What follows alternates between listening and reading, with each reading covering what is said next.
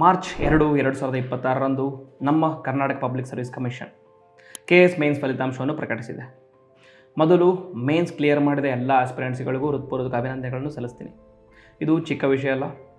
ಇದೇನೆಂದರೆ ವರ್ಷಗಳ ಪರಿಶ್ರಮ, consistency, self ಡೌಟನ್ನು overcome ಮಾಡಿರುವಂಥ ನಿಮ್ಮ ಪರಿಶ್ರಮದ ಫಲ ಇದು. ಅದಕ್ಕಾಗಿ you should appreciate yourself. ಆದರೆ this is the final stage. ಕೊನೆಯ ಹಂತ ಸ್ಟಾರ್ಟ್ ಆಗ್ತಾ ಇದೆ. ಅದೇ ಪರ್ಸನಾಲಿಟಿ ಟೆಸ್ಟ್ ಸ್ಟೇಜ್. ಹೆಸರು ಪರ್ಸನಾಲಿಟಿ ಟೆಸ್ಟ್ ಅಂತ. ಅಂದರೆ it is not just a test of knowledge, it is the test of your personality. ಅವರು ನೋಡೋದು ನಿಮ್ಮ ಪರ್ಸನಾಲಿಟಿಯನ್ನು, ನಿಮ್ಮ ಕ್ಲಾರಿಟಿ ಆಫ್ ಥಾಟ್, ನಿಮ್ಮ ಎಮೋಷನಲ್ ಬ್ಯಾಲೆನ್ಸ್ ಆ್ಯಂಡ್ ಕರ್ನಾಟಕದ ಗ್ರೌಂಡ್ ರಿಯಾಲಿಟೀಸ್ ಬಗ್ಗೆ ನಿಮ್ಮ ಅಂಡರ್ಸ್ಟ್ಯಾಂಡಿಂಗ್ ಹಾಗೂ ಅಡ್ಮಿನಿಸ್ಟ್ರೇಟಿವ್ ರೆಸ್ಪಾನ್ಸಿಬಿಲಿಟಿಗಳನ್ನು ತೆಗೆದುಕೊಳ್ಳೋದಕ್ಕೆ ಇರುವಂಥ ನಿಮ್ಮ ರೆಡಿನೆಸ್, ಇದೆಲ್ಲವನ್ನು ನೋಡ್ತಾರೆ. ಇತ್ತೀಚೆಗೆ UPSC ಇಂಟರ್ವ್ಯೂ ಸೀಸನಲ್ಲಿ ನಾನು Vinayak Y Ujjani La excellence IAS academy ಬೆಂಗಳೂರಲ್ಲಿ ಇಂಟರ್ವ್ಯೂ ಗೈಡೆನ್ಸ್ ಪ್ರೋಗ್ರಾಮನ್ನು ಮಾಡಿದ್ದೆ.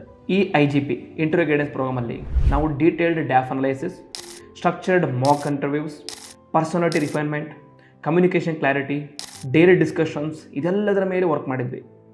ಅದರಾಗಿ ಸ್ಟೂಡೆಂಟ್ಸಿಂದ ಫೀಡ್ಬ್ಯಾಕ್ ಕೂಡ ತುಂಬ ಪಾಸಿಟಿವ್ ಆಗಿ ಬಂದಿದೆ. ಸೊ ಇದರಿಂದ ಒಂದು ವಿಷಯ ಮಾತ್ರ ಕ್ಲಿಯರ್ ಆಯಿತು.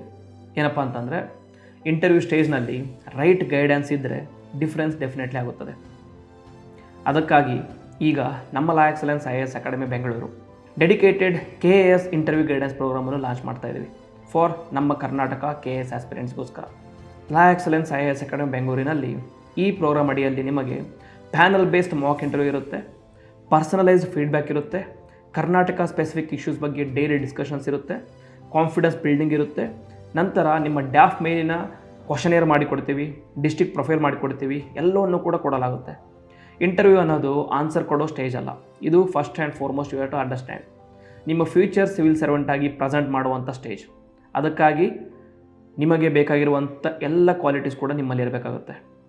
ಮೇನ್ಸ್ ಕ್ಲಿಯರ್ ಮಾಡಿದವರಿಗೆ ಈ ಸ್ಟೇಜನ್ನು ತುಂಬ ಸೀರಿಯಸ್ ಆಗಿ ತಗೊಳ್ಳಿ, ನೆಗ್ಲೆಕ್ಟ್ ಮಾಡಬೇಡಿ. ಯಾಕಂತಂದರೆ this is the final stage.